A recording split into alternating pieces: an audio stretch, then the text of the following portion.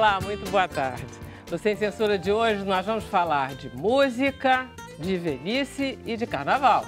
E os nossos convidados são Alfredo Del Penho, que é cantor, que é compositor, que é pesquisador e que está estrelando o show Samba Sujo no BNDES aqui no Rio de Janeiro. Prazer em tê-lo aqui, Alfredo. Prazer é todo meu, uma alegria estar por aqui com você, Vera. Maravilha. Estamos com o doutor Alexandre Kalash, que é médico, que é especialista em saúde da terceira idade, e ele vai falar sobre envelhecimento saudável. Eu li que você, quando dizem assim, a melhor idade, você diz melhor idade, não, por favor. Valeu. Obrigado, Vera. Nós estamos com Marcelo Misalides, que é bailarino e que é o coreógrafo de Nilópolis. Ele vem nos falar sobre o desfile do carnaval deste ano, da Beija-Flor. Prazer em tê-lo aqui. Você não vai contar nada, Vera, né? É um prazer estar com vocês. Vamos contar muita Você vai coisa, contar vamos tudo? falar muita coisa. Você já viu o coreógrafo de comissão de frente contar alguma coisa antes do carnaval, não? Nunca. Nada, Não é novo, nem nada. nada, né? Mas ele não vai deixar ele ficar calado. Não é Tá pra ótimo. contar, é pra ver. A gente vai ter que ver, né? Estamos com Du Moraes e com Sandra Pera, que são atrizes, que são cantoras, que estão em cartaz com o espetáculo Duas Feras Perigosíssimas. Perigosas só, né? O Perigosíssimas foi eu, né? Depende do ângulo. Na Maison de France. Prazer em tê-las aqui. Prazer enorme. Todo nosso. Nós estamos com nossa querida Camila Abreu, produtora de web, que vai conversar com vocês agora. E aí, Camilinha? Olá, Vera. Boa tarde, pessoal. Boa tarde para você aí de casa. Bom, chegou a hora de vocês participarem do Sem Censura. Como? Basta vocês entrarem na sua rede social favorita, mandar um comentário para eles ou uma pergunta usando a hashtag Sem Censura. Eu vou receber e repassar para eles. Então, participem. Maravilha. Vamos pedir para o Alfredo Del Penho, que já está bem posicionado com seu violão afinadíssimo, perguntar para ele o que ele vai cantar. Depois a gente conversa com ele. O que vai ser, Alfredo? Eu vou cantar um samba aqui da Ângela Soares em parceria com Paulo César Pinheiro, que a gente estava falando. Ah, é lindinho, aquele do Dengo. Isso, samba com dengo. Isso. Nega que samba com dengo, que moleja o corpo, que é molengo, feito um mamulengo, que quando rebola o tengo é pra mexer com quengo de todo malandro, mulherengo que quer ser seu pai. Nega que samba com dengo, que arrasta a torcida do Flamengo, povo de Copacabana, Madureira, Realengo, que vai ver seu tengo onde ela vai sambar. Nega que samba, que dança, que quebra, que bola, que balança, que mexe a potência, que dá nó, que trança, que distância, que faz a festança, que quando ela passa a vizinhança sai toda pra olhar. Nega que samba, que dança, quando chega tem pagelança, tem barulho, tem gandaia, tem bagunça, tem lambança de quem vai pra ver essa nega sambar. Caindo o microfone aqui, eu vou... Muito curto. Deixa eu ajeitar aqui então, dá pra continuar? Então, peraí. Mais um pouquinho. Agora vamos. Quando a nega vem, malandro sai do ar. É um silêncio que ninguém consegue respirar. É que a nega vem com ginga, nego fica louco, pede pinga, bebe, serve, chamuringa que não dá pra ver de cara limpa essa nega sambar. Nega que samba com dengo, que moleja o corpo, que é molengo, feito um mamulengo, que quando rebola o tengo é pra mexer com quengo de todo malandro, mulherengo que quer ser seu pai. Nega que samba com dengo, que arrasta a torcida do Flamengo, povo de Copacabana, Madureira, Realengo, que vai ver seu tengo onde ela vai sambar. Agora sim. Você pode, então, pega esse microfone ingrato e aí vem, senta, porque aí a gente conversa um pouquinho. Isso não é muito complicado de tirar, não, né? Não, facinho. Mas é verdade que você tem já quase 20 anos de carreira, Alfredo? Quase 20 anos. Tenho 18 anos de carreira. Quer dizer que você começou com uns 9, 8 anos. Assim, né? Não sou tão jovem assim, não. Eu tenho 36 e comecei com 18 anos de idade. Tá muito Meio a velho. meio. É, meio a meio, exatamente. É velho. Nesse processo de revitalização da Lapa, né, a gente começou a tocar aqui nas casas que ainda eram bem escassas aqui. Semente, o Semente, o Emporium 100, algumas delas já fecharam, essas duas, infelizmente, já fecharam, né? Mas o disco veio muito depois, que é esse disco que eu estou fazendo o show de lançamento agora. Na verdade, são 2 discos, Exatamente. 2 CDs, né? Conta aí. Porque eu venho muito também do choro, da música instrumental, né? Que foi como eu comecei, foi pelo violão, e depois eu comecei a cantar. E o sonho de fazer esse disco instrumental veio até antes do disco cantado. E depois de tanto tempo tentando com gravadora, com patrocínio, sem conseguir, eu resolvi fazer por financiamento coletivo. E consegui fazer com o apoio de mais de 800 pessoas que acompanhavam o meu trabalho. E resolvi fazer os dois até discos. o Chico Buarque deu 100 pratas, assim. Na verdade, isso foi uma grande surpresa. Quando eu abri a planilha de quem tinha contribuído, tinha dono de gravadora, enfim, o Chico Buarque tinha apoiado o projeto, muita gente, assim, né, pessoas que eu admirava, assim.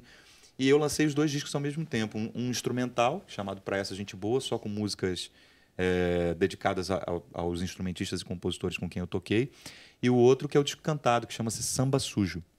Os dois são composições suas ou não? Composições mais O Samba Sujo ele tem a metade de composições minhas e minto, um terço de composições minhas, são 5 músicas minhas e 10 músicas de outros compositores, como essa que eu cantei, né, da Ângela Soares com Paulinho Pinheiro, enfim, João Nogueira, tem Ney Lopes e vários outros. E o instrumental é você no violão sempre? Não, nem sempre. Cara, você é multitalento, né? Porque você... Não, numa boa, assim, você faz muita coisa. Você toca violão e...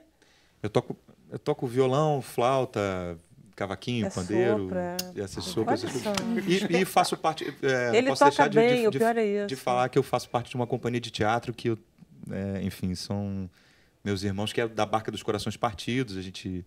Você tem até registro de ator? Tenho, já há alguns anos. Eu fiz o Sassaricando, não você lembra do É Sassaricando? verdade, você fez Foi há 10 anos, mais de 10 anos já que... Enfim, aí depois veio Gonzagão a Lenda, Suassuna ao Alto do Reino do Sol, que é esse nosso último, Auê, são espetáculos que são da nossa companhia, que já existe há 5 anos. Então, você aí toca tudo isso no instrumental, e são composições tuas, não? O instrumental é de composições minhas e algumas músicas eu toco e outras eu não toco. E tem uma história de inserir a voz na música instrumental também. Então, além de ter os grandes instrumentistas, enfim, com quem eu tenho a alegria de conviver esse tempo todo, também teve, por exemplo, a Áurea Martins, grande Áurea Martins, cantando, vocalizando uma música, um afoxé que eu fiz para um percussionista que é o Paulino Dias. Então, é um disco que tem muitas texturas instrumentais e que cada arranjo é feito específico para aquela música e conta com músicos diferentes. Né? Além do que, você faz pesquisa em música também. Quer dizer, tem um lado teu meio universitário, não tem? Eu sou apaixonado por isso. Né? Então, na verdade, não foi uma coisa muito escolhida, foi a paixão que foi movendo. Inclusive, um dos meus grandes amigos, parceiros... Que é Pedro Paulo. O Pedro Paulo, mas eu ia falar do Rodrigo Faur, que foi justamente imagina. Quem dirigiu o show. o show da Sandra e da Du, que é um grande amigo. Eu gravei há pouco tempo o programa dele junto com o Jairo Severiano, que é um grande mestre da pesquisa. E nós sempre contamos um com o outro, né? Eu peço informações a ele lançou uma caixa do Jackson, aí a gente teve em contato também, é um grande pesquisador. Então, na verdade, o amor que faz com que o fio vá sendo puxado, né? Na verdade, falando dessa coisa de fazer muitas coisas, eu também sou julgador de samba enredo. Estava falando ali. Jura? Vocês estão falando Marcelo, de é uma carnaval. ocasião. Essa agora. A gente obriga ele. Então, assim, a paixão é que vai conduzindo tudo. A paixão pelo carnaval. Você vai julgar agora esse carnaval? Julgo. O grupo especial? Grupo especial, Então, você julga o quê? Peraí, eu estou interessadíssimo nisso. Eu julgo samba enredo. Olha só. Que lindo. Caramba, Por sorte, estamos com um grande samba enredo. Não, é lindo o samba enredo da Beija-Flor, é muito Eu não posso certo, falar nada sobre isso. Você não pode falar sobre isso? Não, sobre isso não. Sobre o samba enredo, não. Até porque o samba enredo é uma obra que só acontece realmente na avenida, né? Mas é só para dizer que... isso não é verdade. Tudo tem isso que a gente acha lindos antes. Pode ser que eles não funcionem muito bem. Na avenida. Mas eles são bonitos. É muito bonito. E às vezes até o contrário. Alguns que não parecem que vão ser tão interessantes e no você final diz meio crescem. nisso, assim, pegam. É verdade. E você gosta de ser jogador? Gosto. É uma responsabilidade enorme, né? Mas, independente de qualquer coisa, o amor que eu tenho pelo carnaval, por samba enredo, enfim, acompanho isso há anos. Eu ia... Minha mãe foi presidente de escola. Qual escola? A escola da minha cidade, lá de Cambuci, chama-se Tamusaí. Eu saía na bateria desde os criancinha. Caramba. Então, poder participar, fazer parte de um processo tão maravilhoso quanto é o Carnaval Carioca e fazendo de tudo para contribuir da melhor maneira, com cada vez mais procurando, enfim, aprender Claro. com Você a sai festa. também em bloco, essas coisas? Saio. Que bloco você sai? É, Não, eu fico muito impressionada. Carioca, essa época do ano, fica inteiramente sem tempo. Muito obrigado por ter vindo. Bom, o Rancho Floto Sereno, esse ano sai de novo. Tem o baile do Trapiche, que a gente faz todo ano. Tem o Cordão do Boitatá, que eu canto lá com o cordão sempre. Então, Caramba. Carnaval é a época do ano que eu acho que eu mais trabalho, né? E aí você falou, né, de ser, eu gosto de ser jurado na Sapucaí, né? Eu tocava praticamente todos os dias, eu tocava todos os dias do Carnaval, às vezes em 3, 4 lugares diferentes, porque, enfim, eu adoro isso, né? Samba enredo, marchinha e tal. E quando fui chamado para Sapucaí, eu parei de tocar, obviamente, nos dias da Sapucaí, que você precisa ter uma concentração, uma dedicação. Você tem que estar descansado. Exatamente. Mas é isso, né? A paixão é que comanda, assim, né? E participar dessa festa é, assim, não tem Em como bloco, traduzir. você sai em bateria de bloco também? Você sai tocando? Não, tocando em bateria do bloco, não. Eu saía puxando, cantando mesmo. Ah, cantando mesmo. E quando é que você descobriu que você cantava tão bonito? Porque você tem uma vocação para cantar samba real, tanto é que você já ganhou até prêmio, né, de cantor de samba. Eu fui escolhido pelo Prêmio da Música Brasileira do ano passado como o melhor cantor de samba, que também foi uma coisa inesperada para mim, porque eu estava concorrendo na final com o Zeca e com o Arlindo. Engraçado, né? Tão branquinho, Então... né? Tão Zona Sul, né? E cantando samba. Essa vocação, na verdade, surgiu por conta da música instrumental e eu comecei a ouvir os instrumentistas que eu admirava, o Dino Sete Cordas, enfim, vários outros grandes instrumentistas, e eles gravavam com o pessoal do samba, gravavam com Roberto Ribeiro, com João Nogueira, Clara Nunes, Chico Buarque. E aí eu comecei a ouvir esse repertório e memorizar isso quase que sem querer, sem se dedicar a isso. E um dia, num show que eu tocava como violonista, o companheiro de palco falou, por que você não canta? Canta uma aí pra gente ver. E eu cantei uma música. Ele falou, nossa, você podia cantar também, né? E aí eu comecei a cantar também, além de tocar, além de fazer a música instrumental, que era o meu objeto maior de estudo, assim, de dedicação naquele momento.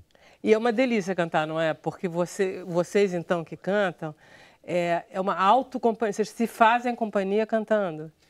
Cantar é muito bom, e especialmente cantar samba. O samba tem essa questão da roda, né? Porque o samba não é só o gênero, né? O samba como diria o Ney Lopes, é um processo civilizatório, né? Ele transcende a coisa do gênero. A maneira que a gente anda, que a gente se veste, que a gente enterra os mortos, que a gente... Tudo tem a ver com a parte dessa gente nossa que é samba. Inclusive, o nome do meu disco é por causa disso, né? Brincando que o que eu chamo de samba sujo é porque a poeira das ruas, o suor da gente, tudo isso compõe essa alegria que, às vezes, quando a gente entra no estúdio, a gente fica muito obsessivo pela limpeza, pela sonoridade perfeita, pelos ruídos que saíram. E o mais bonito é justamente isso, né? E a roda de samba, para quem canta samba, tem isso da comunicação. Você senta, enfim, eu toco todas as segundas na Gávea, né? Na Casa da Tata. E a gente, por exemplo, lá não tem repertório. Então a gente chega lá, somos eu, Pedro Miranda, João Cavalcante, todo mundo, a gente senta e o que dá na telha a gente vai puxando. Então tem uma noite que é só autoral, tem outra noite que a gente puxa Nelson Cavaquinho, tem outra que a gente só puxa samba enredo, tem outra que...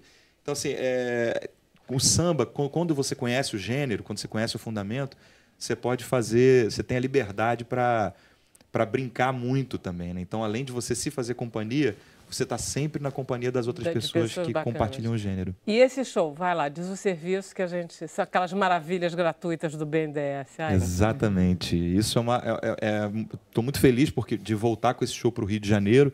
É sempre bom voltar para onde a gente mora com o show. E é o show do disco de samba, né? E eu também vou ter a participação do Pedro Paulo Malta, que lançou o primeiro disco que eu fiz parte lá em 2004, Dois Bicudos. E é de graça, essa quinta-feira, no BNDES, a partir das 7 horas. As senhas são distribuídas a partir das 6 da tarde. E tem uma pré-reserva, né, que eles fazem, se não me engano, pelo site. Lista amiga, aquela coisa. Exatamente. Então, quem quiser ir, é gratuito. E vou ficar muito feliz de contar. É um auditório lindo, com som ótimo. Vai ser uma grande banda, com participação especial, lançamento de música nova, apontamentos do próximo projeto, que é um disco em homenagem ao Ney Lopes. Enfim, muita coisa. Cheio de surpresa. Menos surpresas que a comissão de frente da Beija-Flor, mas cheio de surpresas. Doutor Alexandre Kalash, esse rapaz vai envelhecer bem? Tá com toda a pinta, sabe por quê? Ele tem paixão. E isso é fundamental. Se você tem paixão, você leva a vida numa boa e vai superando as dificuldades, porque você tem uma motivação, você tem um propósito, tem a paixão que te alimenta. Isso é um bom começo. Olha só, a gente vai se decepcionando na vida, a gente perde emprego, a gente fica mais pobre, a gente fica doente, perde pessoas que a gente gosta. A vida é um processo de muito sofrimento. É de muito sofrimento, é de perdas, e agora que a gente está vivendo muito mais tempo do que antes, o que é uma conquista, é fantástico. Poxa, quando eu nasci, Vera, a expectativa de vida no Brasil era de 43 anos. Hoje nós estamos perto de 77. É muito melhor. Morrer cedo é bom? Não. Agora, a longevidade leva a que você tenha barreiras, obstáculos, perdas. E aí vem uma palavra essencial, que é ser resiliente. Você tem que dar a volta por cima, você tem que encontrar um caminho pelo lado, você tem que se valer da sua experiência, do que você tem de bom, que você acumulou. E tem 4 coisas que são muito importantes você acumular para ser resiliente. Saúde, todo mundo concorda. Segunda coisa é você ter conhecimentos. Porque se você não pesquisar e não aprender, você vai ficar naquilo que você era aos 18 anos, quando você começou a sua carreira. Não, você tem que aprender, aprender, aprender. E a gente vive hoje num mundo de grandes conquistas tecnológicas o tempo todo. Tem que aprender, aprender, aprender. Aprender a aprender para você continuar. Terceiro capital que você tem que acumular é o social, ter amigos. Porque senão você, na hora que precisa, não tem quem esteja ao teu lado, te dando a mão, te cuidando. Mais que a família. A família faz parte. Dos amigos. De todo esse do social. Capital social. E o último, para quem tiver sorte, nossa, a gente está num país que tá ruim, né? É você ter um capital financeiro. Se você tiver a sorte de acumulá-lo, a maior parte dos brasileiros não tem. Mas se você consegue, pelo menos, ter 3 desses capitais, você supera e tem a resiliência. Agora, não existe resiliência num país como o Brasil, que não leva o envelhecimento a sério.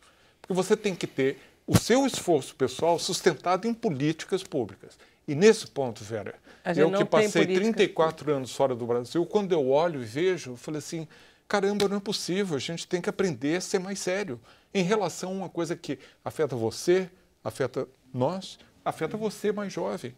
O envelhecimento é para todo mundo, nós todos estamos no mesmo barco. Isso.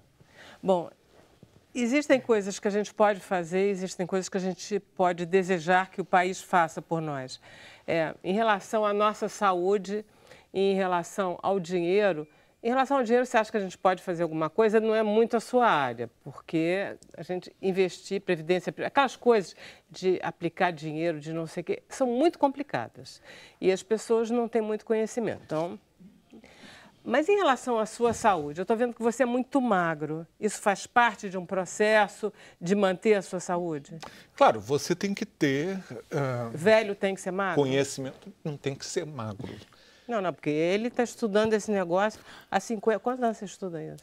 Desde 1975, sério. Eu sou médico desde 1970, então vamos fazer 50 anos de medicina. Ele estuda esse negócio, não deve ser magro à toa, Sandra. Porém, eu acredito Vera, em tudo, tudo. Cada vírgula que ele falou, eu sou... Ali. Eu sou mesmo, acredito mesmo. Com compromisso. Tudo que você falou, eu acredito. Segue em frente, segue em frente. Sigo Olha, mesmo. Não é questão de ser magro. Você tem que ser, você pode ser um gordo sarado e um magro sedentário. É verdade. Você pode ser magro e olhar e falar assim, e ser frágil. Então, não é só uma questão da magreza. Você tem que saber o que você come e o que você gasta daquelas calorias que você está ingerindo. Você tem que fazer uma vida com mais balanço. Você tem que escolher, por exemplo, em termos de alimentação, uma sugestão que eu dou que é fácil. Bote mais cor no teu prato. O brasileiro gosta de tudo que é branquinho. Gosta de sal, de açúcar, de cachaça, gosta de arroz. Batata com farinha e macarrão. Tudo branco. Bote bastante cor no teu prato. Quanto mais colorido ele for, melhor, já começa por aí. Tá. Então você tem que pensar na dieta, você tem que pensar no seu comportamento, seu estilo de vida. Eu não sou médico clínico, eu cuido de saúde pública. Como é que a gente vai arrumar? E a minha vida foi muito internacional, eu fui diretor na Organização Mundial da Saúde lá em Genebra durante 14 anos. Para quê? Para tentar ver que princípios a gente teria para poder desenvolver as políticas para os países à medida que eles envelhecem. Tem uma diferença muito grande, Fera.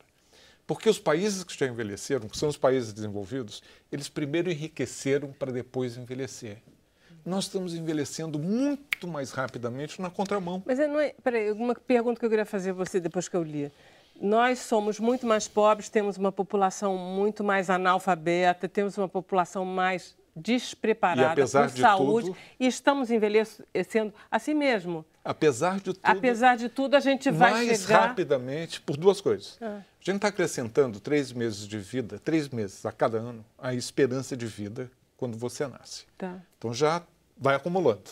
É igual a inflação. Vai acumulando Isso. e você vai vivendo do bem, mais. No caso, né? A inflação, no caso, positiva. Você está acumulando a cada 3 meses, cada ano, mais 3 meses. Por outro lado, você tem uma inversão da pirâmide populacional porque a gente está perdendo criança. Perdendo criança no sentido de que estão deixando de nascer. As crianças não estão nascendo na mesma velocidade que elas já nasceram antes. E daqui a pouco o Brasil vai ser o primeiro país em desenvolvimento que, em vez de aumentar a sua população, diminui. É um desafio enorme.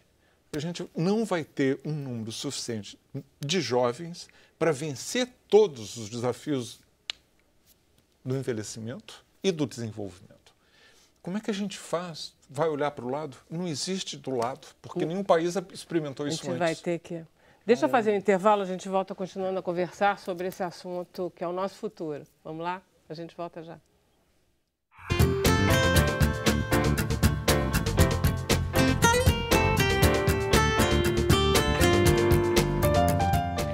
Olá, voltamos com Sem Censura. Deixa eu passar a palavra para a Camila Abreu, que vai passar as perguntas e os comentários deles. Isso, exato. Já temos várias perguntas, principalmente sobre o envelhecimento saudável, então já vou direto a esse ponto. O Thiago Wiener pergunta: Alexandre Calacho, já sabemos que uma boa alimentação e exercício físico ajuda no envelhecimento melhor e, consequentemente, numa vida mais saudável. Mas a questão de cuidar da parte emocional e da mentalidade positiva são também fatores que contribuem para uma boa longevidade?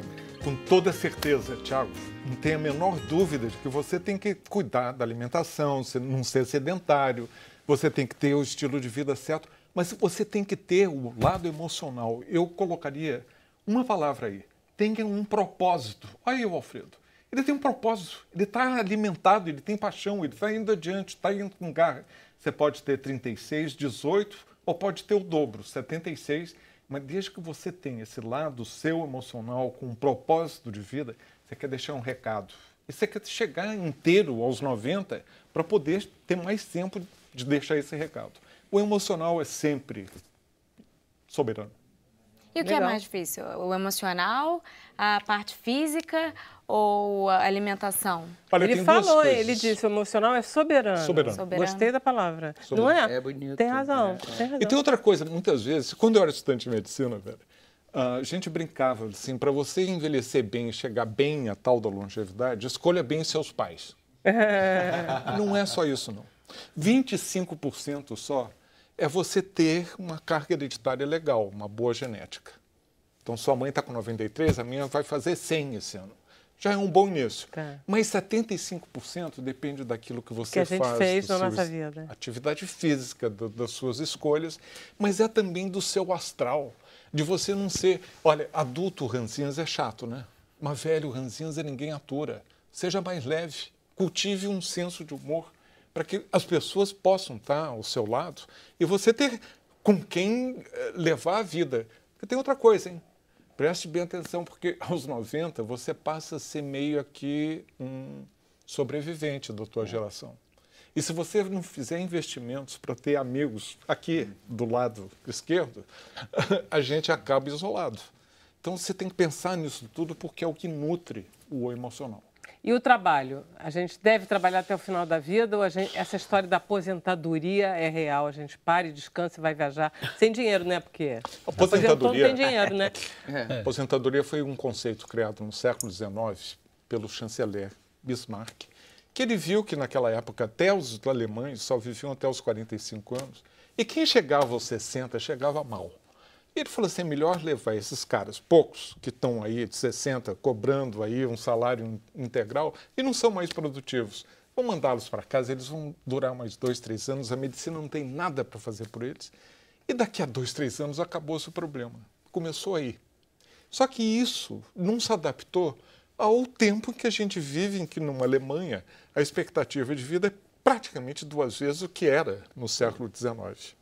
E aqui no Brasil, com muito populismo, a gente copiou essa aposentadoria, dando privilégios impressionantes, inacreditáveis. Quando você conta lá na Europa que as pessoas, em média, no Brasil, se aposentam aos 54 anos e que você vai viver mais 30, 40, muitas vezes com salário é o equivalente ao teu salário integral, em que o déficit, por exemplo, do funcionário público é astronômico, esse país não é mais viável. E eu não estou pedindo e condenando. Falo assim, olha, você trabalhou num péssimo trabalho, satisfação de trabalho 0, mas você vai trabalhar mais 5, tá? Poxa, é de desesperar. Então você tem que fazer tudo isso com muita sensibilidade e sem abrir exceções, porque na hora que você abre exceção para um grupo, os outros vão querer também. Tá certíssimo. Aí, Marcelo, agora você vai contar um segredinho só. Depois de tudo isso que a gente te ajudou. Olha só. Bom, mas é assim, a gente tem muito assunto para falar da Beija-Flor, até porque, assim, eu participei de várias frentes dentro do projeto que vai acontecer esse ano. Esse ano? Vamos lá.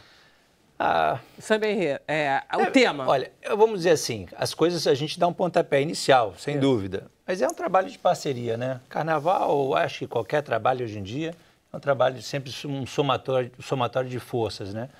Mas, de uma certa forma, eu fui convidado pelo Gabriel Davi, que é filho do nosso patrono, o Anísio Abrão Davi, a sugerir um enredo, porque uma das preocupações em qualquer atividade artística, há sempre uma necessidade de renovação de público e de plateia, porque senão as coisas tendem a se esvaziar e começar a morrer nas nossas gerações. Não é? Então a gente vê isso na música clássica, a gente vê isso no balé clássico, a gente vê... E, sobretudo, no carnaval também é uma coisa para a gente pensar que a gente tem que ter essa questão da renovação de público. Isso. Aí eu trouxe uma ideia que veio para tentar falar de problemas atuais, né, dos nossos medos atuais, e que, de uma certa forma, seja um assunto que dialogue com o público de modo geral.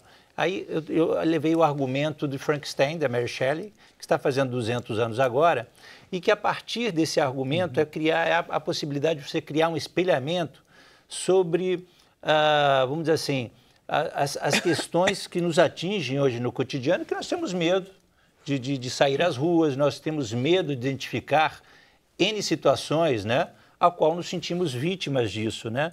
E, por vezes, a gente acaba rejeitando pessoas que não são, vamos dizer assim, o ponto mais sério do problema, né? Eles também são seres que sofrem dos mesmos problemas, né? Que essa analogia de Frankenstein tenta identificar a relação de criador e criatura com relação à questão, né? Me deu muita ideia ouvindo o Samba Enredo, que está lindo. Eu achei lindo.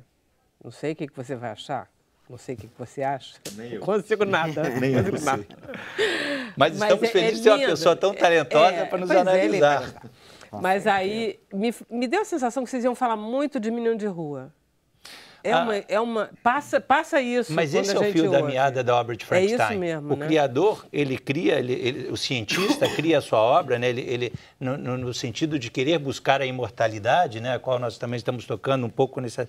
Ele gera a criatura e depois ele fica tão aterrorizado com sua criação que abandona essa criatura à própria sorte, seu próprio filho e larga na rua. Essa é a realidade de um drama social que nós vivemos. Nós largamos os nossos filhos, as nossas crianças, entregue à própria sorte. Aí, esse problema vira um problema social, com relação à segurança, com relação à educação, com relação ao tripé de abandono social, que hoje é educação, segurança e saúde. É um drama que nós estamos vivendo. É o abandono. E da onde parte o abandono? essa analogia toda que é tratada. Quem é o criador e quem é a criatura? Esses dramas começam, talvez, com as decisões políticas absolutamente errôneas, talvez com um empresariado sanguessuga, vamos dizer assim, né? Começa com essas facetas, né? Mas também, de uma certa forma, ele amplia um pouco o leque, né? O espectro, o enredo, sobre o sentido que nós também somos responsáveis por essas questões de abandono. Não só nas questões políticas, porque nós sempre apontamos, é o problema político, é o problema do empresário, mas quem colocou esse político lá? Quem coloca, de uma certa forma, aceita essa pressão que existe hoje da questão de marcas que poluem, mas a gente continua consumindo essas mesmas marcas, não é? Então, esses dramas que nós também, às vezes, somos responsáveis pelos monstros que são gerados. Nós somos totalmente responsáveis, Marcela. É muito bom você tocar isso, porque, por exemplo, quando a gente está falando que vai para a Europa e que as pessoas... Nós somos os brasileiros que somos reconhecidos como toda essa sociedade. A gente não é separadinho, aqui o Marcelo bonitinho, não sei o que, não. A gente representa o Brasil inteiro. E nesse sentido que a gente fala, às vezes, das questões de corrupção, tema tão decorrente hoje em dia, quanto de nós também, às vezes, também não corrompemos em pequenas situações, de furar uma fila aqui, de tirar uma vantagem ali, de não pagar uma coisinha ali, de subornar um guarda, essas situações todas. Então, na verdade, ele pega esse argumento da obra e cria uma grande reflexão sobre esse assunto. Então, eu acho que essa contribuição foi bem acatada pela escola e está sendo desenvolvida pela comissão de frente, comissão de carnaval também, capitaneada pelo Laíla, Cid Carvalho, e que desenvolveu essa base também desse enredo. Eu respondo, inclusive, pelos conceitos cênicos alegóricos, que também é uma outra parcela. As alegorias são tuas. São minhas. Então, o conceito cênico, vamos dizer assim, foi uma coisa que eu propus para a escola para tentar, dentro dessa linha de conhecimento... Por exemplo, eu estou no Teatro Municipal há mais de 30 anos, não é? E tenho uma carreira, primeiro bailarino, diretor da companhia de balé, etc. e tal. Então, estou emprestando, quer dizer, convivendo com toda a minha experiência para acrescentar ao projeto artístico da Beija-Flor de um modo mais amplo. Então, eu acho que assim, a gente pode falar de comissão de frente também, claro, ele está inserido nisso. Agora, às vezes, a comissão de frente, por ser um elemento, hoje em dia, dos elementos catalisadores da importância de um desfile, né? E um dos elementos mais revolucionários, porque até hoje em dia o que se desenvolve em comissão de frente é muito curioso, é o que diferencia às vezes mais uma agremiação da outra, né, pela liberdade de criação que tem. A ideia é tentar expandir um pouco esse conceito no decorrer do desfile. Não tornar tudo comissão de frente, não é isso, mas tentar passar o sentido de desenvolvimento cênico, né? Não deu para entender, não, mas tudo bem.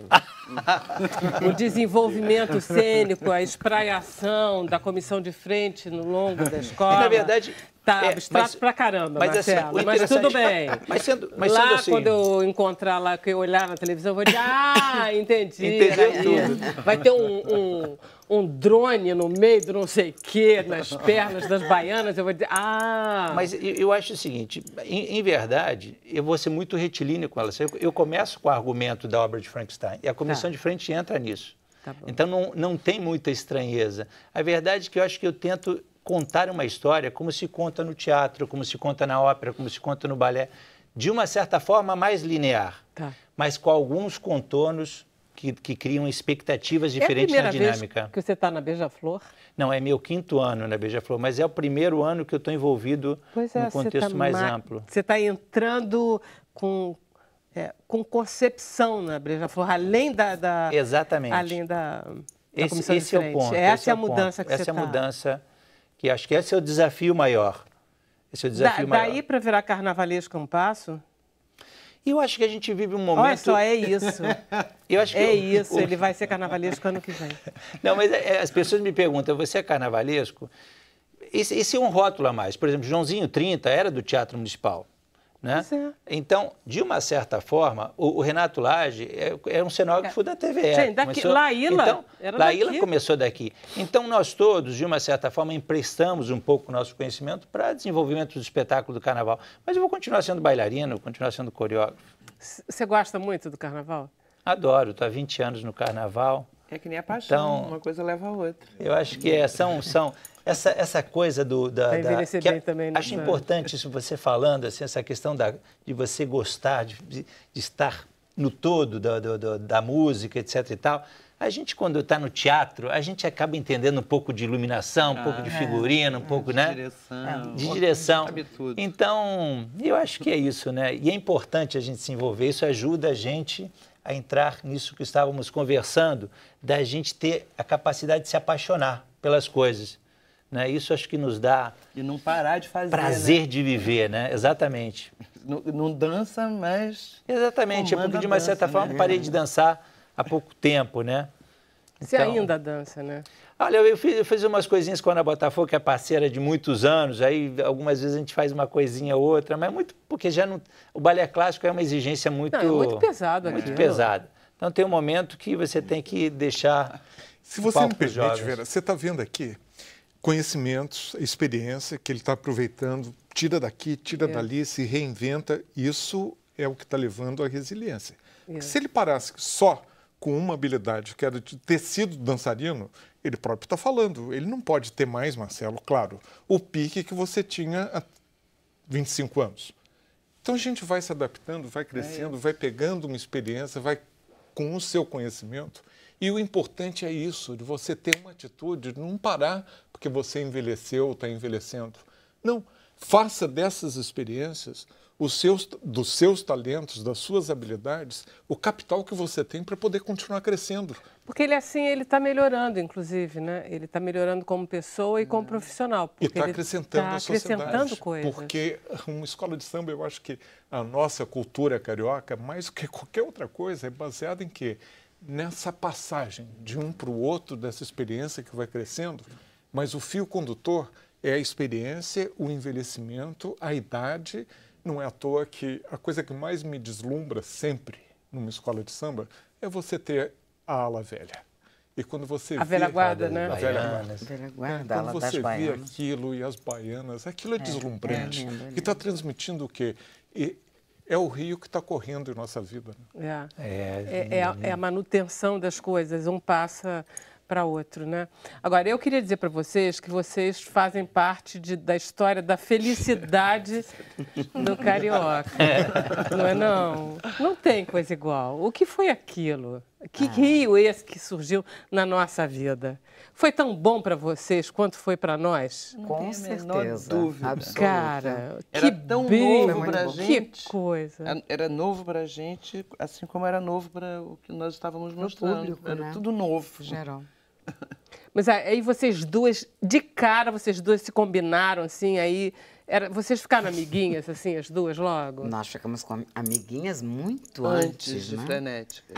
Em 72. Uma levou a outra? 1972. Em 72, nós nos conhecemos no musical Pobre Menina Rica, do Carlinhos Lira. Tá. Lá que nós nos conhecemos. Vocês faziam o que no musical? Nos apaixonamos imediatamente. Éramos atrizes. Éramos cantoras, cantrizes, né? Cantávamos. Com a Zezé Mota, Tá. com Carlinhos Lira, com a Kate Lira, tinha a Dirce, a irmã dela, tinha a Beth Buarque. Também atuava.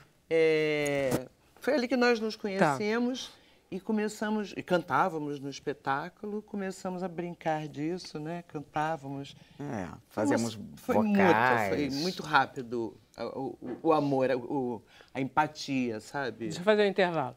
A gente vai fazer um intervalo rapidinho, a gente volta conversando com Sandra e Edu. Já.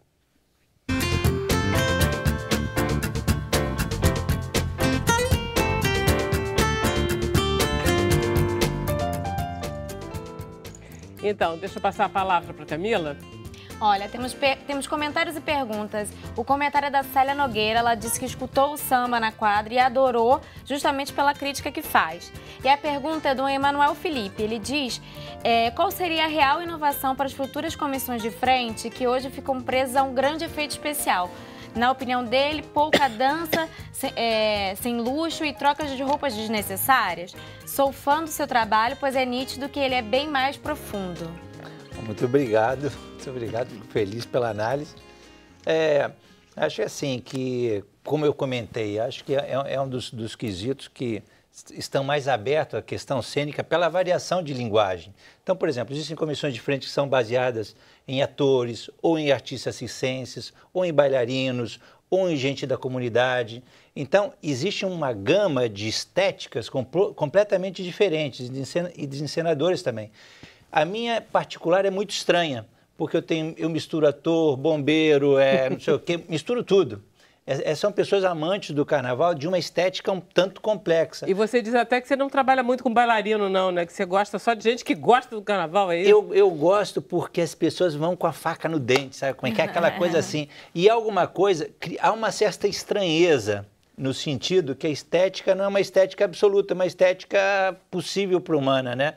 Então tem uma troca que é mais trabalhosa, mas em contrapartida eu encontro uma resposta que pro veículo eu acho mais interessante, para não distanciá-la também tanto das tradições, senão às vezes fica um tanto pasteurizado. Não negando que com isso você ganha mais excelência em outros aspectos, né? Existem comissões de frente que é impossível você perceber erro, de tão perfeitos que são, né? Beleza.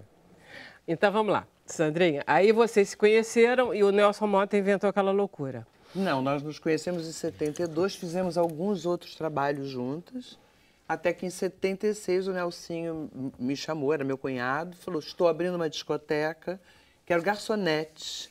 Você quer atriz dura? Óbvio. Ele falou, então chama umas amigas. Pensei, atrizes, amigas duras. Duras assim, todo mundo batalhando, claro, né? Claro. Aí lembrei dela, Regina Chaves, que era minha amiga pessoal, como ela. A Leila morava comigo, se ofereceu imediatamente. Chamei outras duas amigas. Não, a Lidoca veio depois. A Lidoca e a Edira, elas duas entraram um pouquinho depois. Tá. E aí, uma coisa de falar de servir lá na discoteca, pedimos ao Nelsinho, além de servir, que nós fizéssemos mais alguma coisa. Vocês que inventaram pedimos para fazer alguma coisa. Que tivéssemos uma participação artística, tá. Porque todas vinham de musicais. Né? Eu já cantava profissionalmente até num grupo de samba também, as Sublimes. Então, a Dirce cantava, minha irmã, que está vendo a gente. Beijo.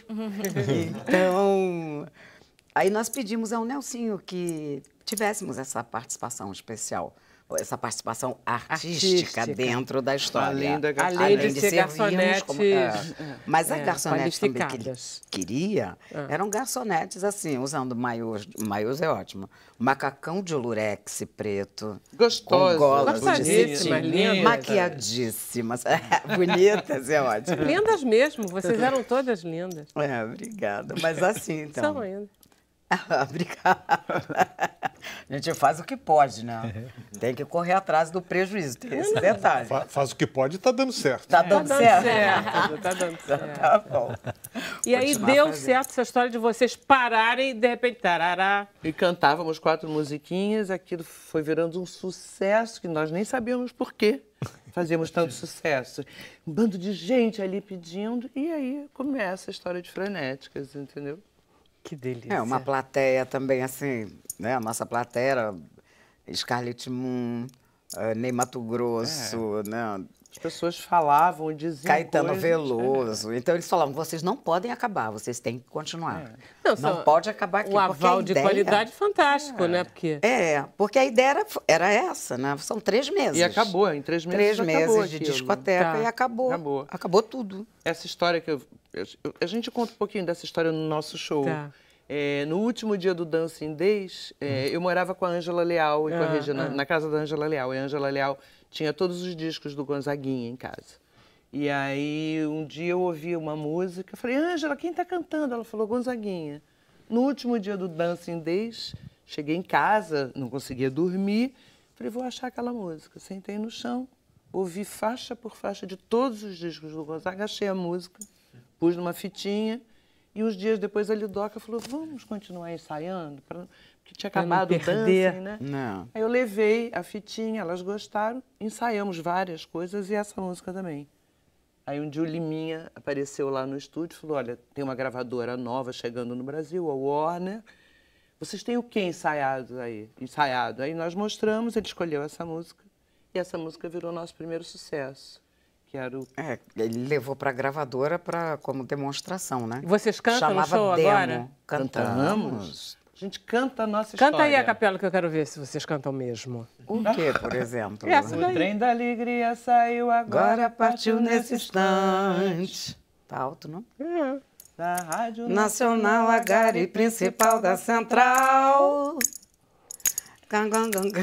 Carregado de oiôs, colares, cocares, miçangas e tangas e sambas para o nosso carnaval. Não. O trem da alegria promete, mete, garante. Agora, assim, de surpresa também, né? Sem um aquecimento. Olha só para mostrar que vocês são muito boas mesmo. Tem esse E aí? detalhe. Assim, quando eu tinha... Bom, quando eu fiz Noviças Rebeldes em 85, a Sininha de Paula falava... Nós víamos a Silvia Massari aquecendo, fazendo aquecimento, vários, né? Uma rolha na boca, era uma loucura. Então, só voltava a ficar de cabeça para baixo. Aí a Sininha, na época, eu era fumante. Então a Sininha falava, Du, vamos aquecer? Eu dizia, vamos. Aí eu saía, nós íamos, fumávamos, voltava, e aí eu cantava lindamente. E isso, graças aos deuses, parei de fumar há mais de 20 anos. Que bom. Mas assim, e mesmo sem fumar, claro, não é mais, eu já não tenho mais A essa gente qualidade. é muito abusado quando é Tem, jovem, né? Não, tem a a gente qualidade, mas tem que fazer exercício. Vou fazer um parênteses. Tem que fazer aquecimento. Vou fazer um parênteses. Eu hoje, eu fumei a vida inteira, desde os 13 anos. Parei de fumar há 13 anos e conto. Graças a Deus. Aí a minha voz melhorou? Não, a Não minha tem também. nem compara. dúvida. Não, mas sem dúvida. Mas eu digo assim, naquela época, eu poderia ser pedida. Eu mas daria o agudo agora aqui, entendeu? Mas quando a gente E tem agora 25 não anos, a mais, gente assim pode não. tudo. É do 26 pra frente que começa Eu canto a não no poder. mesmo tom, eu não baixei. Inclusive, tem esse detalhe, que a essa Você quer que eu altura... mostre o VT? Que aí a gente vê logo. Ah, Mostra. então mostra. Vamos lá, Mas Daniel. tem mostra. que fazer aquecimento. Não é assim. Bonita e gostosa, e sei que você me olha e me quer. Eu sou uma fera de pele macia, cuidado, garoto, eu sou perigosa. Sei bem que terás, sentindo mi fuego, entonces serás por siempre mi esclavo. Yo tengo caricias, tú no conoces, te voy a hacer feliz como loco, más que loco, más que loco. Dentro de mim, muito louco, louco dentro de mim. Muito louco, louco dentro de mim. Louco, louco dentro de mim. Maravilhoso. Uma delícia, não é não? Aí vocês estão adorando, aí conta aí da temporada. Eu quero só deixar claro que esse dia não foi dos meus melhores. Só Tá. Ok. Mas tava bom, hein? Verdade. Tava bom, Tá mas bom. eu não sei, tava Tá começando bom. a ficar gripada. Tá A bom. gente está no Maison de France, numa primeira temporada, porque nós fazemos esse show há 1 ano e meio, mas assim, é um tiro ali, faz um outro show Tá, ali. É a primeira temporada que começou no dia 9, tem Vai essa até semana, 31. vai até o dia 31 de janeiro, sempre terças e quartas, às 19h30. 19h30. Ah, legal, horário ótimo. Amanhã e depois amanhã e depois, 19h30 no Maison, que é aqui no Show que eu- centro. E ótimo. Que é uma direção do Rodrigo Faur. Temos A uma banda. banda, que é o Mimi Lessa. Os colossais. Que... O Mimi Lessa é o nosso maestro, nosso arranjador. Isso. O Guto Goff, emprestado do Barão Vermelho Barão pra Vermelho. gente. O Pedro Pérez e o Paulinho Esteves. Maravilha. E o repertório é o repertório das frenéticas? Não. Frenéticas, a gente tem um bloquinho frenético, Tá. né? Claro, não poderíamos passar assim, né? Porque, afinal, foi um marco da nossa vida A também. gente conta a nossa história Grande. musical. Ah, Começando legal. com a Menina Rica. Desde Pobre Menina Rica. Várias até- coisas que nós fizemos e Que a partir continuaremos daí fazendo. vocês continuaram. E continuaremos. E continuarão Para sempre. para sempre. Cheia de foco. Cheia de paixão. É o que não falta aqui. Não, e com essa maravilha de cabelo. Eu acho que esse negócio de você cantar faz essa qualidade do cabelo. Não, ela tem um cabelo extraordinário. É maravilhoso. Não é não, eu Du? falo Não é do cabelo verdade no show. isso? Falo. Você fala do cabelo? Vamos parar de Cara, é falar de cabelo? Vamos. Eu acho que eu posso falar por uns 6 meses daqui a pouco, também não posso mais. Não, essa coisa de um cabelo bacana que fica. Eu é sempre muito. ouvi isso. Se tem uma É coisa muito, que eu ouço a vida né? inteira é do meu cabelo, assim. Não, além Eu da sua elogio o cabelo beleza, dela do seu esse talento. ano. Não, tem outras coisinhas, Sandra. Tá bom. Então, a gente pode considerar que depois que vocês acabaram essa temporada, vocês gravaram, afinal, o DVD ou não? Gravamos, semana passada. Ah, Agora, não foi sim. agora que vocês Sim, gravaram? semana passada. Tá. Então, vocês fizeram... E quem é que vai no show?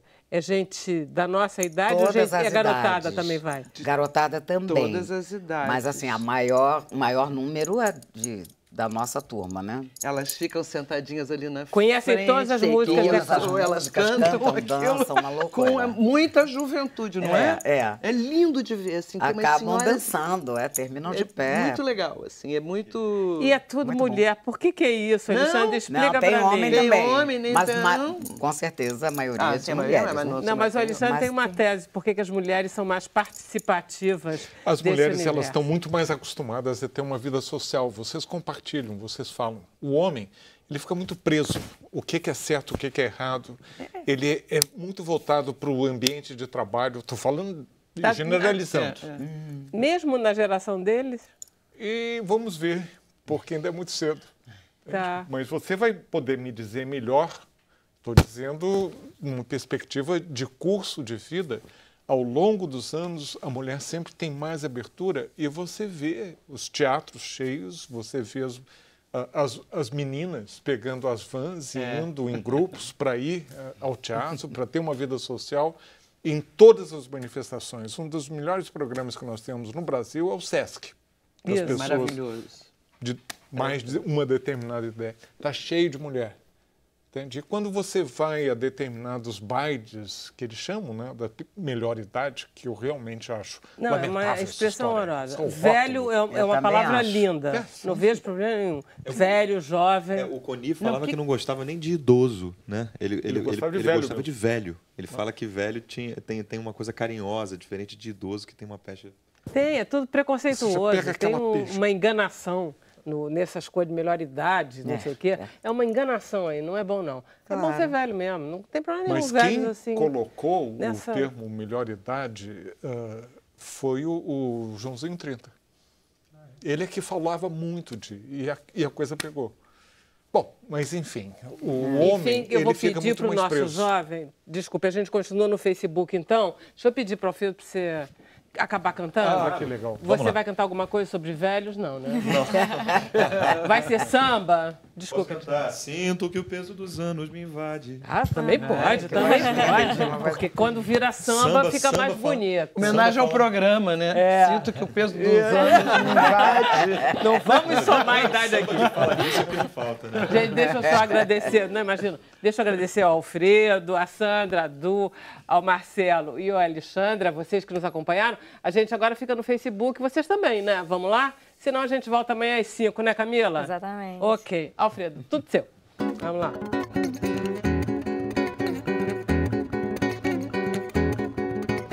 Já posso dizer, eu hoje te esqueci.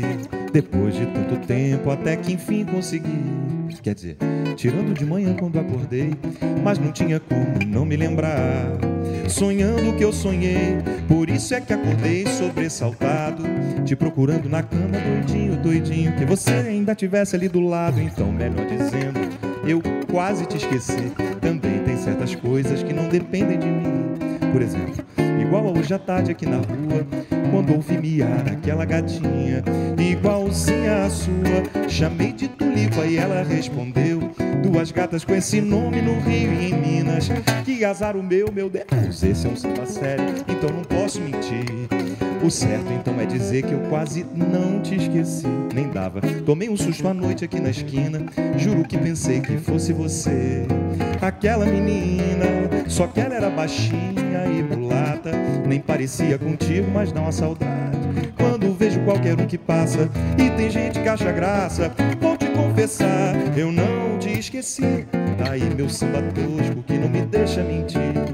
Se por acaso então você também lembrar de mim, deixa eu ficar sabendo, já que eu não tô te esquecendo. Deixa eu ficar sabendo que eu vou correndo pra ir.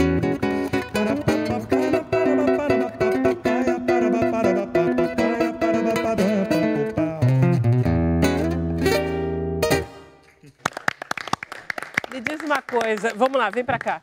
você que é pesquisador, esse tipo de samba, que é esse tipo de conversa descritiva, isso é uma coisa que é anterior ao Noel? Não. É o Noel que começa esse tipo de crônica, de samba contado. Falta o microfone dele. Alfredo. Obrigada, Camila. Obrigado, Camila. Bem lembrado. Bom, é engraçado, outro dia perguntaram para mim, falaram assim, poxa, por conta desse lançamento do disco do Chico, né? Eles falaram assim, poxa, o Chico é inquestionavelmente o maior compositor brasileiro, né?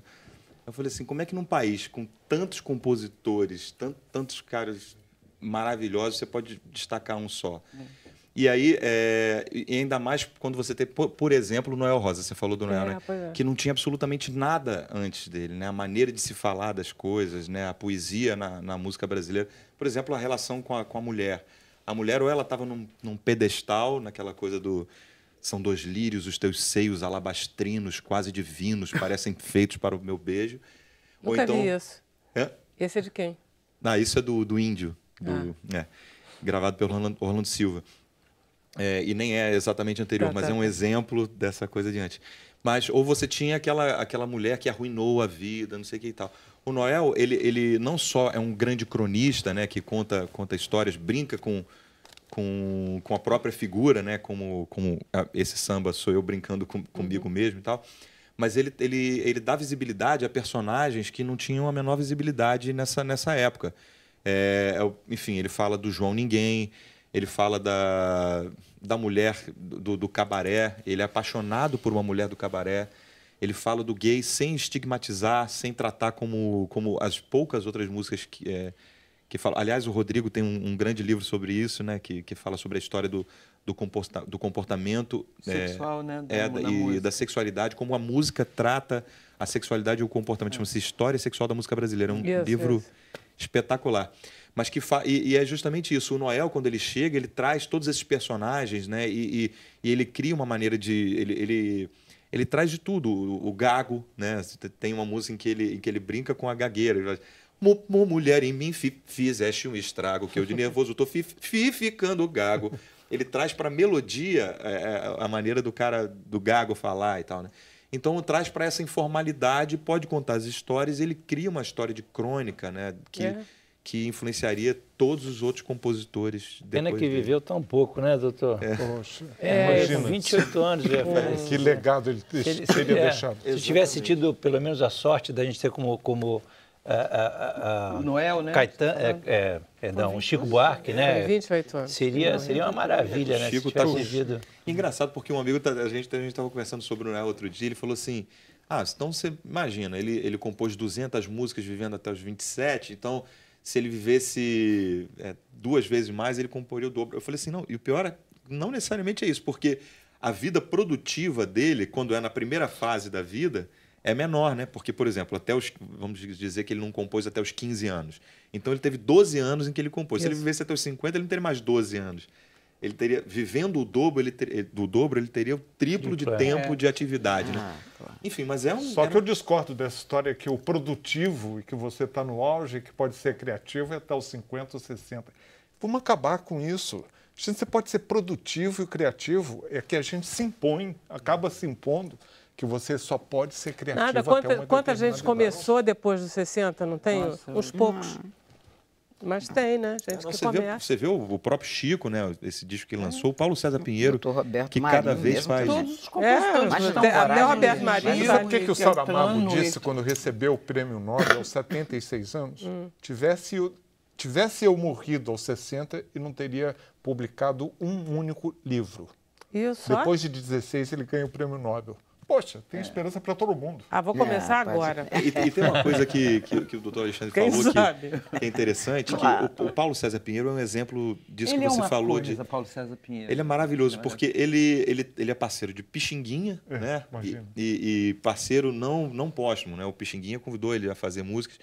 E é parceiro do Miguel e do Julião, meu parceiro, que é o filho dele, o sobrinho dele, mas o Joaquim Carrilho, que não é parente, mas que é um grande músico.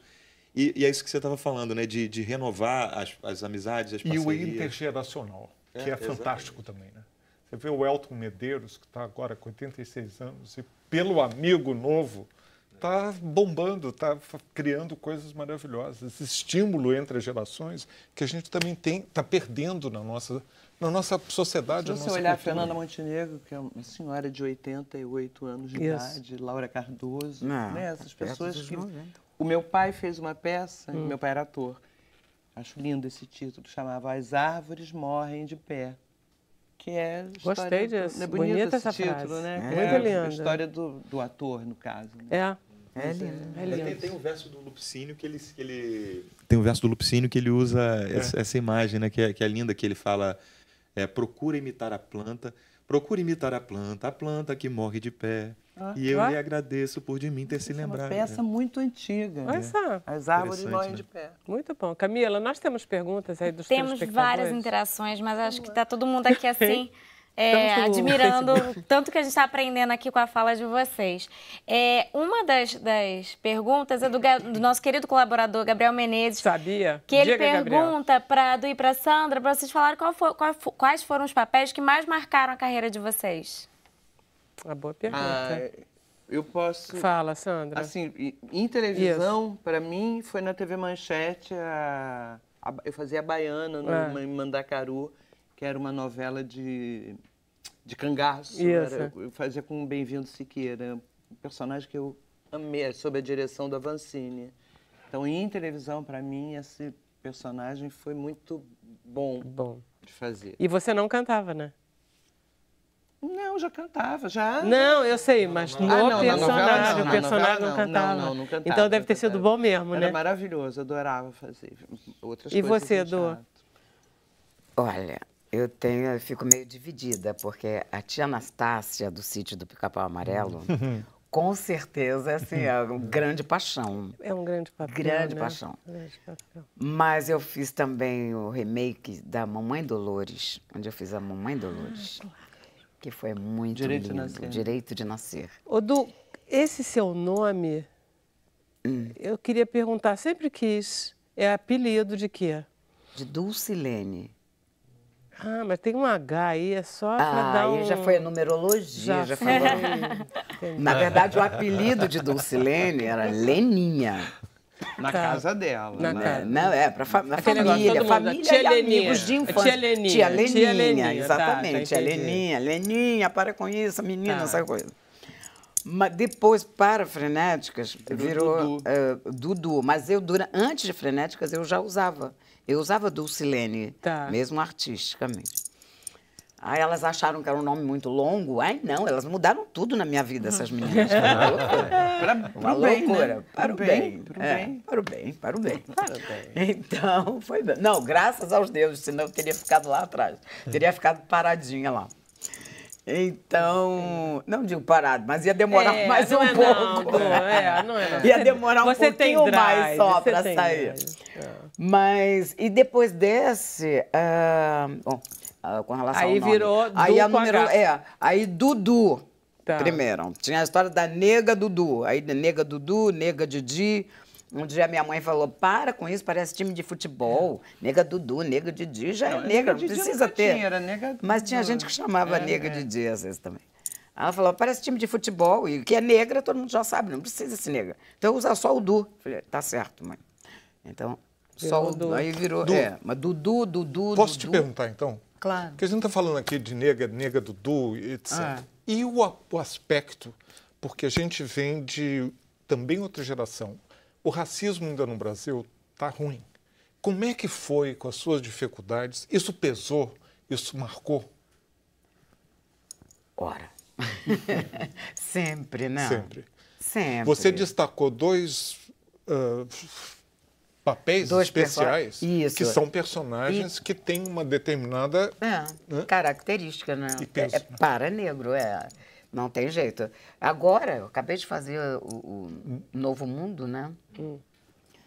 Lindo personagem também, é outro que eu me apaixonei. Uma coisa que o Lázaro Ramos fala muito no livro dele, né? Como vencer isso e você sair do estereótipo, porque o negro só tem que fazer o papel de negro. É uma loucura, porque você veja bem, a Mamãe Dolores, a tia Anastácia. Depois, é muito louco. A Dolores, que vai reprisar agora, assim, a moça. Então, você tem que fazer, assim, das tripas coração, porque todas usam turbantes, todas senhorzinho, todas baixam cabeça, todas... É muito louco, você tem que tirar da alma mesmo, buscar a alma dessas criaturas. Com essa perspectiva da sua trajetória, você acha que está melhorando? Acho. Tá. Isso dá esperança. Dá muita... A gente, ainda mais o negro, se você perder a esperança, melhor pegar uma espada. Você sabe que eu tenho uma amiga minha que é uma jovem francesa e ela sempre vem ao Brasil. E ela fazia 4 anos que ela não vinha. Ela tem uns 35 anos. E ela me disse, ai Vera, mudou, visivelmente mudou. Tem mais negros visíveis. Ah, sim. Eu acho que o mais, dizer, sempre mudou, o menos perceptível, especialmente pra gente, é o racismo estrutural, né? Que é esse que não permite... Insidioso. Exatamente, que não permite que...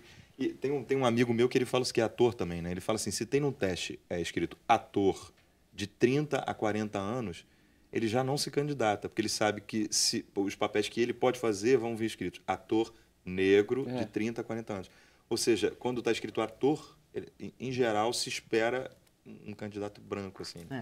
Aí, felizmente, assim, o Valcir Carrasco já me deu um personagem, eu já fiz também, né? Que era dona do hotel, que é muito engraçado isso. Era dona do hotel que chamava Grande Hotel, inclusive, é uma cidadezinha do interior. Então, Grande Hotel, aquele hotel luxuoso e tal. Quando eu encontrava as pessoas na rua, as pessoas falavam, você é que faz a dona da pensão? Eu dizia, não é pensão, gente, é um grande hotel, é o único hotel da cidade. Por que é pensão? Porque eu sou a dona, porque ali eu estava chique, entendeu? Você é a dona da pensão. Eu disse, não é pensão, é um grande hotel. Para, né, de desmerecer meu hotel. Tem piscina. Tinha tudo. Mas assim... Claro que tem que melhorar muito mais, né, gente? Pelo amor de Deus. Muito. Mas que a coisa já deu...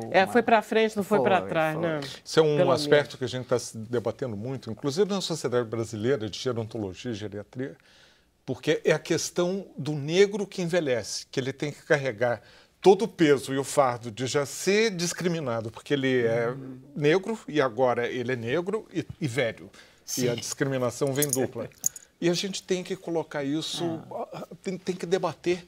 Não pode ser com dedos, da mesma forma como antes a gente falou assim, que história é essa de não poder usar a palavra velho?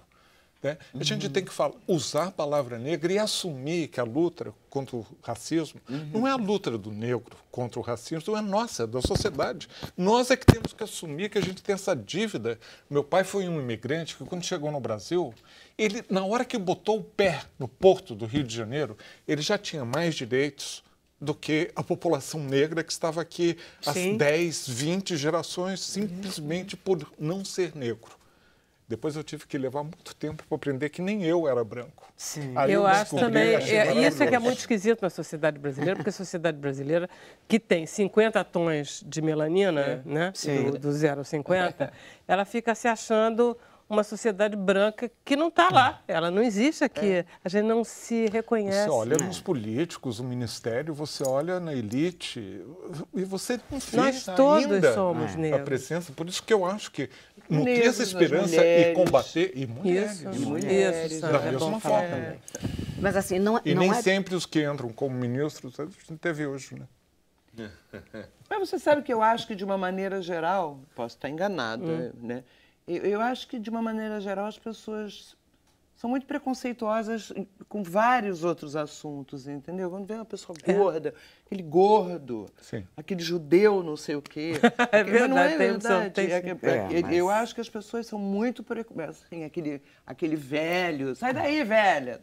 É o jeito, é o jeito que se falar assim. Mas o peso é pejorativo. Não, eu estou falando do tom preconceituoso. Eu acho que, de uma maneira geral, todo mundo acaba exercendo um pouco esse preconceito, entendeu? Mas e quando a minha mãe falava essa coisa do não precisa, o negro, porque todo mundo está vendo, está na sua pele, ela achava exatamente isso, porque algumas pessoas, nem sempre, nega Dudu, entendeu? Ou neguinha, isso é muito... Então, eu entendi também o lado dela E achei que merecia, né? Tava Você certa. cantou a primeira música, que é uma delícia, e que tem a palavra nega o tempo todo. Como a do Caetano. Ah, neguinha. Aí é lindo. Fala da mulata. Deixa o ciúme. Fala da mulata, né? É engraçado que a nossa sociedade também tem isso. As pessoas não percebem o próprio preconceito, né? Eu vi uma entrevista da Lilian Schwartz que ela falava justamente de uma pesquisa que ela tinha feito e que era uma resposta... A resposta das pessoas parecia um paradoxo, assim, porque ela perguntava assim, você é preconceituoso? E a pessoa falou assim, de maneira nenhuma, eu não sou preconceituoso. E assim, você conhece alguém preconceituoso? Eu falei assim, nossa, a grande maioria das pessoas que conheço, né?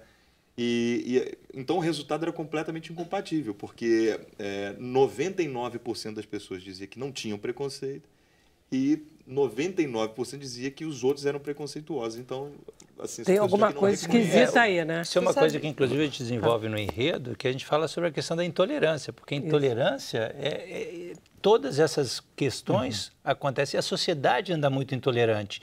E aí a gente começa a analisar. São questões que mexem com a questão não só de racismo, mas xenofobia, homofobia. Tudo que é diferente. Tudo que é diferente. E essa relação de criadores e criaturas, né? Porque, de uma certa forma, a nossa sociedade é essa miscigenação. Então, é uma coisa muito louca. A gente não aceita, às vezes, aquilo que a gente criou. Na verdade, as pessoas, as coisas, as características estão ficando mais visíveis. Hoje em dia, você já consegue sair com seu filho que tem síndrome de Down na rua, porque antigamente ele ficava dentro de casa. E essa visibilidade da diferença, ela provoca um estranhamento. E vamos nos acostumar com os velhos, porque dentro de 30 anos, o Brasil vai ter 1/3 de cada 3, uma pessoa vai ter mais de 60 anos. Então é bom que a gente se habitue, porque não é para mim não, cara. A gente tem que se habituar para quando você for um velho. Você vai estar muito bem acompanhado, Fredo. Vai estar assim de velho e velha para você paquerar. Coitado dos nossos jovens. Eu espero que vocês não cheguem lá assim, tanto velho em volta. Por quê? Vai ser ótimo. Velhos gostosíssimos. Você sabe, Alexandre, foi muito engraçado. Eu adoro contar essa história. Eu tenho que acabar o tempo, mas eu adoro essa história. Eu levei meu filho de 12 anos para assistir a Ópera do Malandro. Ele disse, vamos, meu filho, você precisa assistir um teatro bacana brasileiro? Ele disse, tá bom, vamos. Aí eu fui, Teatro Carlos Gomes lotado, mas lotado, aquela Ópera do Malandro, bombando, cantando, Geni, joga pedra na Geni. Aí, no intervalo, eu disse, e aí, meu filho, o que você está achando? Ele disse, mamãe, eu vou te dizer uma coisa, eu nunca vi tanto velho junto. Eram 3.500. Eu disse, tudo bem, é uma percepção, Foi o que chamou a atenção, né? Faz tempo isso, velho. Gente, posso terminar o programa? A gente fica aqui conversando e a gente deixa o telespectador em casa. Obrigado, Sandra, Du, Marcelo, Alexandre. Beijo. E vamos lá, então. Até amanhã, às 5 horas. Alfredo.